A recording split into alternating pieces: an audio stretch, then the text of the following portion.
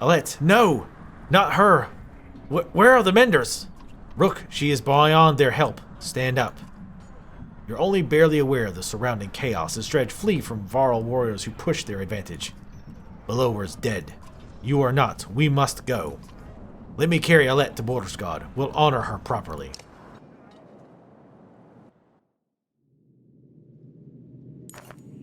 Juno was right. With Bellower fallen, the Dredge flee the field of battle. You return to Borosgard, but have almost no memory of doing so, aside from image of Alette's still body being carried in Ivor's arms. I'm going to rephrase that plural.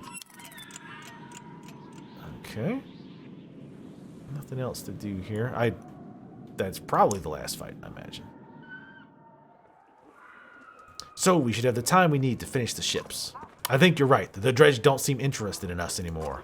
Since Bellower fell, they've been going their own way. The Ravens have been keeping their docks clear. Juno's talking to them about something now. When those longships are ready, we'll be able to sail all the way to Arborang. With luck, before the darkness shows up here. How far south has it spread? I couldn't say. Hopefully not far. We'll get the prince back to his home, and Hakan has already decided to come with us. There's not much else to go back to. The two look up as you approach. Rook, it's time. Soon we'll be ready to leave Bordersgard. Find somewhere safe.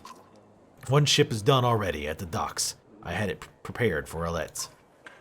I'm not ready to see this. Come, Rook. It's time to honor your daughter.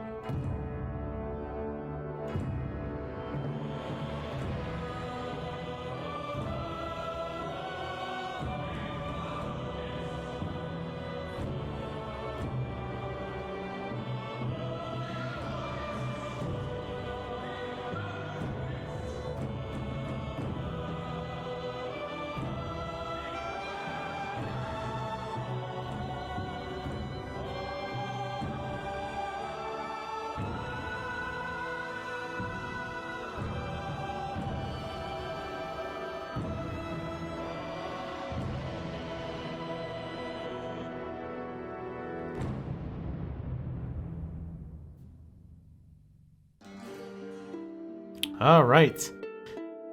That was the Banner Saga. So this is typically where I do kind of a mini review, what I think of the game overall, talk about it, see if I would suggest it, etc., etc.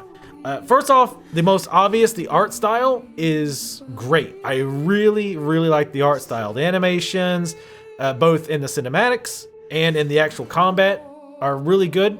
I really, really like that style. I like that old style of animation. I don't know, I'm sure there's a specific name for it, but I don't know what it is, but I really enjoy it. It's really, really cool look. It added a lot to the game, I feel like.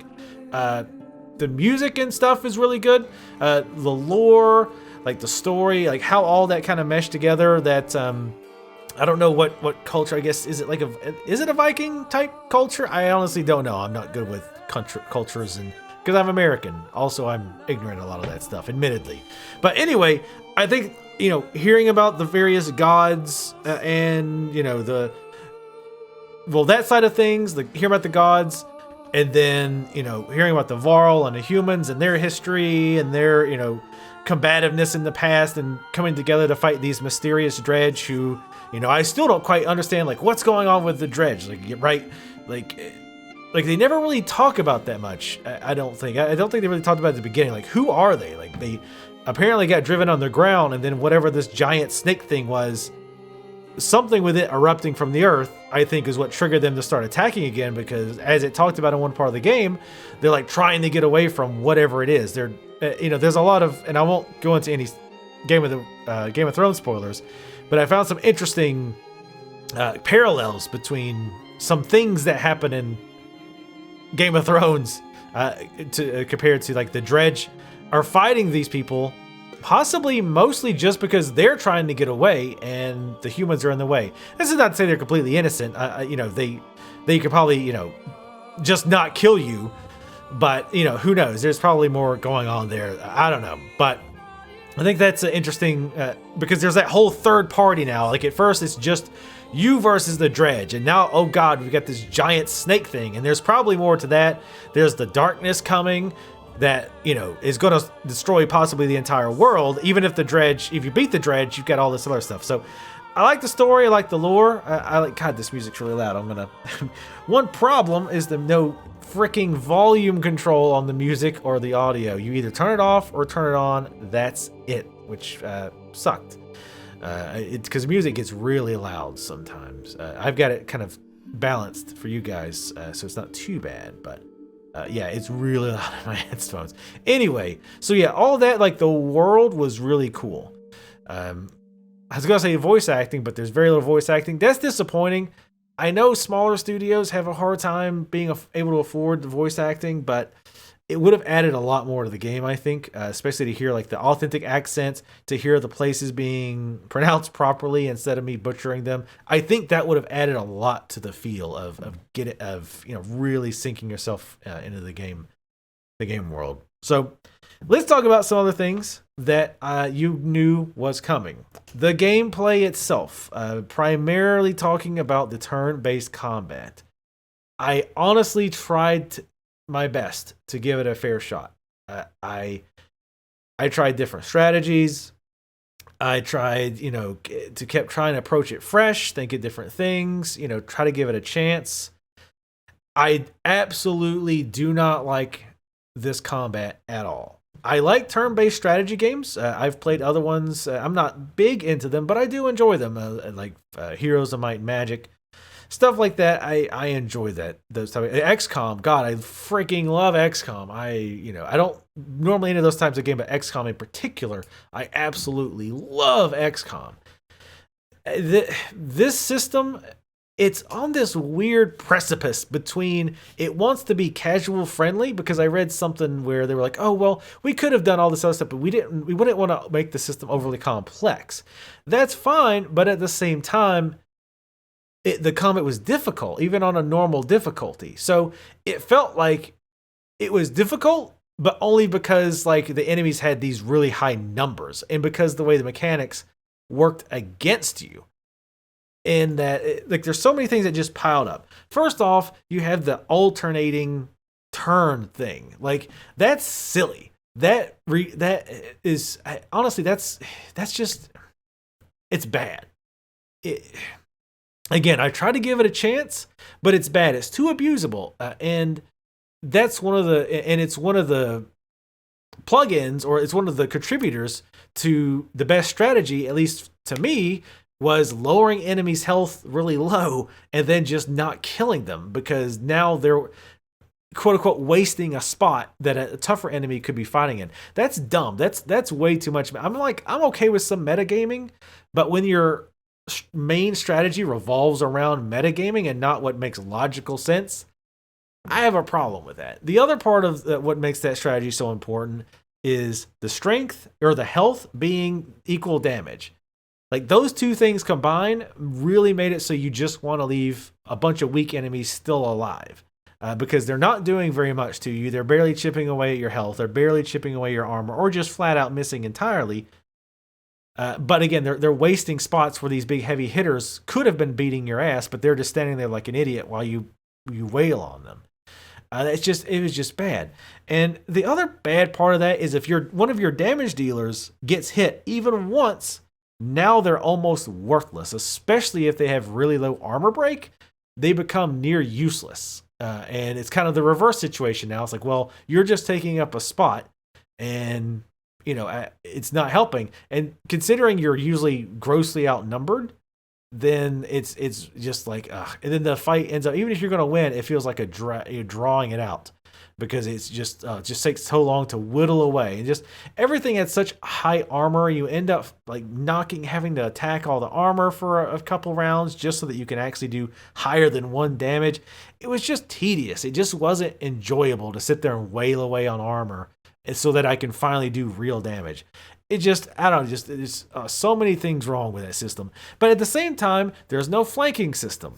There's no opportunity attack system where somebody's in like a threatening square that, you can attack them if they move across it, which really helps for your tanks, right? So if you're not familiar with that mechanic, and again, I don't play a lot of turn-based type games, but in a nutshell, I do play a lot of Dungeons and Dragons though. So that's where this idea mostly comes from, at least, for me. Where let's say a tank and an enemy are standing right next to each other and they're like face to face, and the one enemy wants to step away from the tank. Well, the tank gets a free attack or something, a reaction because you're moving out of your threatening square, which if you think about it, like in real combat wise, you're trying to get away from somebody you're face to face with. You either have to back away slowly or you have to kind of risk a little bit of safety to get away, right? In Dungeons and Dragons, that's represented by if you want to back away without any penalty, you can only move back 1 square without any kind of penalty. Or you can just move your normal speed, but the person that's in that what's called the threatening square gets an attack. Anyway, so there's nothing like that. So the tanky type characters, the only benefit they have is taking up a lot of space, which turns out to be a negative a lot of times as well. But I mean, it can be very positive. Anyway, so there's no way for them to get them to stick. There's no taunt. There's like one character in the entire game that I found with a taunt.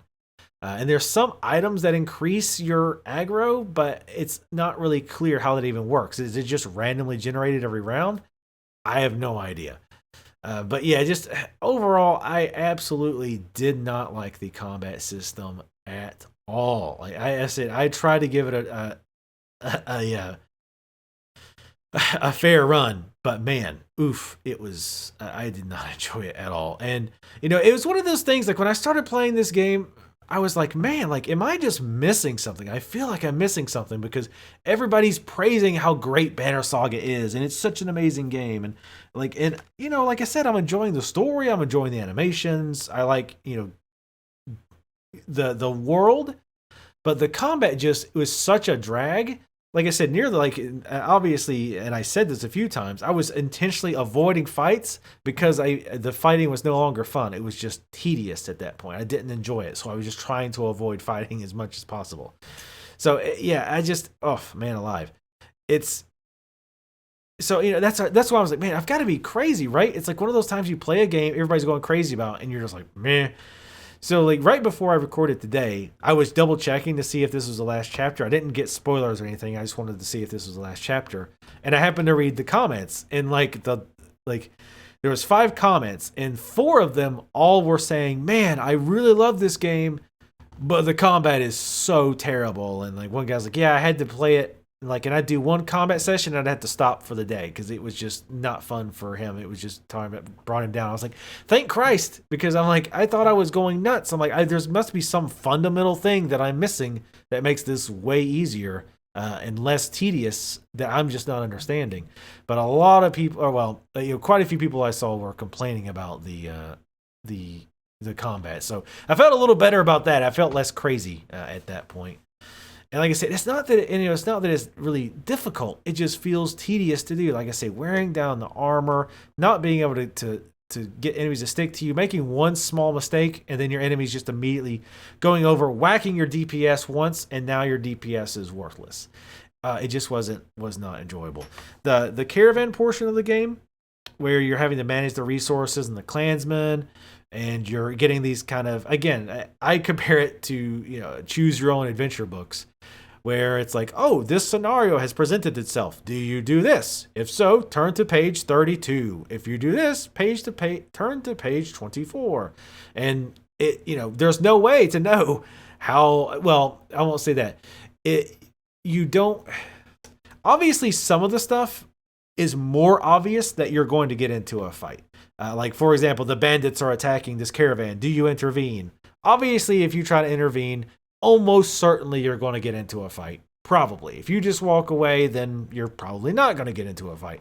But a lot of the other ones were very, flip of the coin. And I'm not entirely against that. But it just feels really arbitrary, like when it happens a lot. Like maybe once in a while, but it was happening so much. And like I said, I felt like, I guess, and somebody compared the game to Oregon Trail. I think that's pretty apt, actually. That part of the game did remind me of Oregon Trail, where it's like, you've got to make this decision, and oh nope, now you've got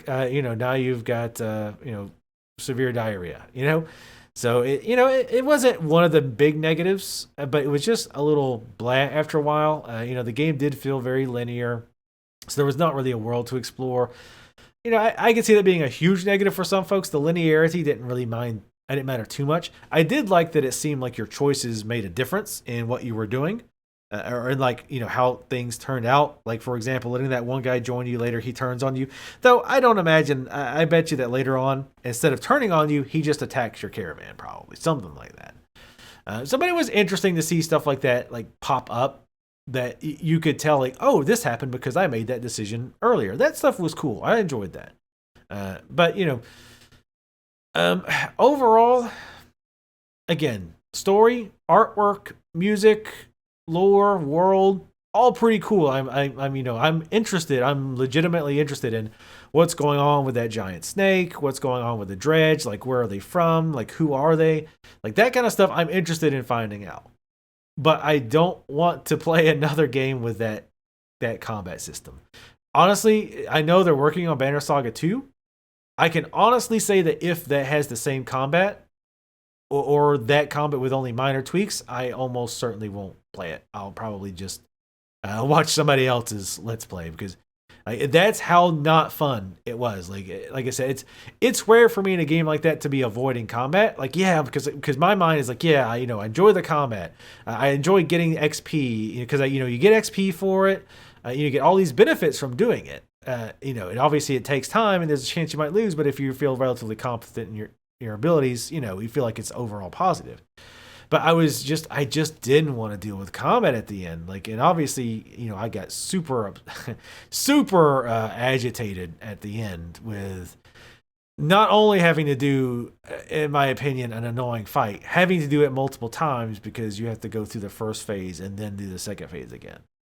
The other thing I didn't like was I don't like when systems tie illogical things together just to create what I would consider artificial difficulty. What I mean in this case is the renown being money.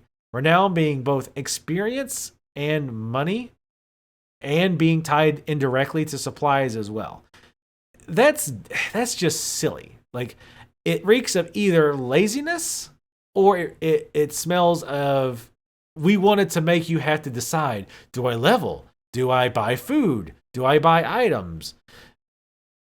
I understand what you're doing. You're trying to, make me do resource management because, do I level my heroes? It makes me stronger, but then I'll have less supplies, so I'll lose more of my clansmen along the way. And morale will drop, which hurts me in battle. Or do I buy items that are really expensive, but they can be super useful? So I understand that. And also, of course, you come into the other part of that resource management where you're kind of looking for fights to get into because you want that renown, because you want more levels, you want more supplies, whatever. So I get that. But it just feels so artificial. I understand, what's that expression where you turn back your damn it, believability? I've totally forgotten what the expression is. a suspension of disbelief. I totally understand that concept, but some things just for me they just cross that line, and I'm just like, really, like, come on. And using your renown to buy food and items is it crosses that line. I think renown should have been for experience, and then there was a gold system that you use for supplies and buying items. That makes logical sense. And I just feel like it's either, again, they just, maybe not laziness. Laziness is probably not fair. They didn't have time to, balance it out to have like a gold system. It's like, okay, well, how do you get gold? How do you, you get robbed or you find gold or, you make gold, whatever. Versus, yeah, just throw it all into renown. It's a lot easier that way. Or again, kind of an added artificial, thing in there to make it more quote unquote difficult. Because the more things that resource is for, the more valuable it is, right? Of course, if for example, for now was only for levels, obviously you're going to use it to levels. But when it's for your items, and all that other stuff, you have to make a decision because it's an opportunity cost. Do I level? Do I get more supply? I've went over all that. And you understand what I'm talking about. But man, there is a shitload of backers. I actually was going to back this, and I'd forgot about it. Honestly, it's one of those things. It's like, oh, I'm going to back that, but I'm not going to do it right this yet. I need to decide how much I want to pledge, and then like 2 weeks later, you check back. It's like, oh, it's over. Whoops. But yeah, it's I don't know. Like, I'm interested in see what they do, but again, if that combat system isn't improved, that's honestly enough to make me not play it again. That it was unfun enough that I definitely do not want to tolerate it again. And I'm sure there's people out there that enjoy it. I absolutely was not one of them. Overall, on a scale of 1 to 10, 10 being perfect and there's no 10s, 1 being absolute and utter unplayable garbage, 5 being an actual mediocre game, like it's got about as much good as it gets bad, I'd put this game at about a 6.5 to a 7. Again, keeping in mind, I use the full scale, right? 6.5 isn't bad. It's better than average, right? It's got more good than bad. So about a 7, probably honestly closer to a 6.5. Like I said, I enjoyed it, but I would never play this again. Unless I played through on easy, which just feels dirty. Like honestly, even beating the game as frustrated and as done as I was, playing the game on easy, like beating on easy just felt cheap, especially since I'd played the entire game on medium. I just have absolutely no desire to ever play this game again. And that says a lot to me. And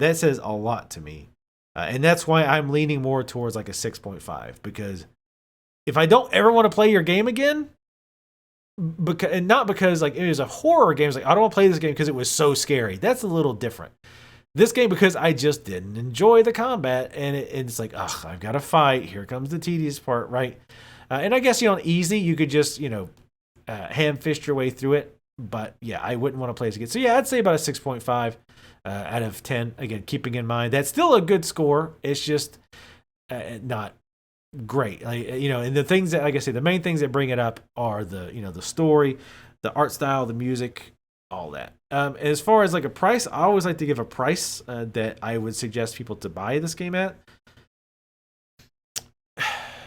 If you're okay with either spending a lot of time with the combat system and really learning its ins and outs, and okay with having to redo things or having to redo the battles and really meticulously deciding who to level and what party to build and what starting order to go with and all that, I would say if you're really into that, maybe 35-ish to $40, because then my main gripe, the combat, is probably not going to be your main gripe, right? You're probably going to be okay with a lot of that. And I think you probably could watch 2 or 3 battles and understand, okay, I'll either like this system or I'll hate it.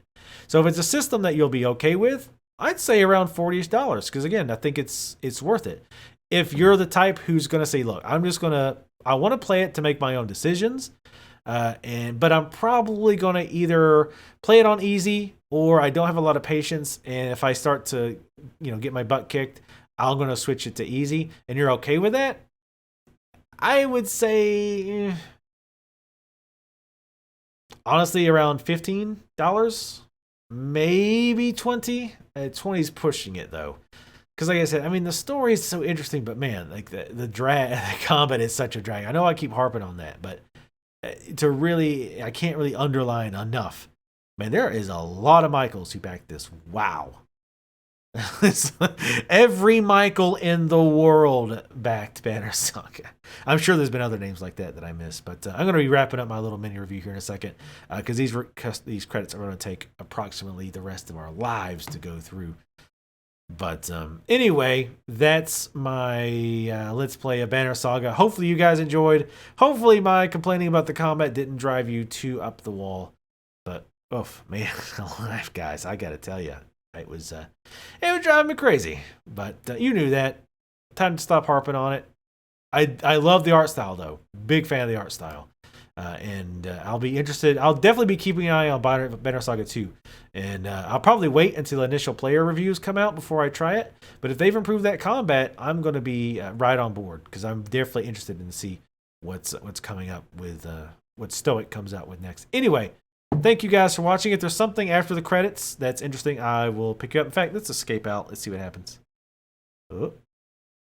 I'm always afraid to escape. Okay, it doesn't look like anything. I'm always afraid to escape because I'm afraid if there's something after credits, they'll skip it. But I hope devs aren't that big of a-holes. Anyway, again, thank you guys for watching. Follow me on Twitter, leave comments, all that stuff, and I'll see you next time.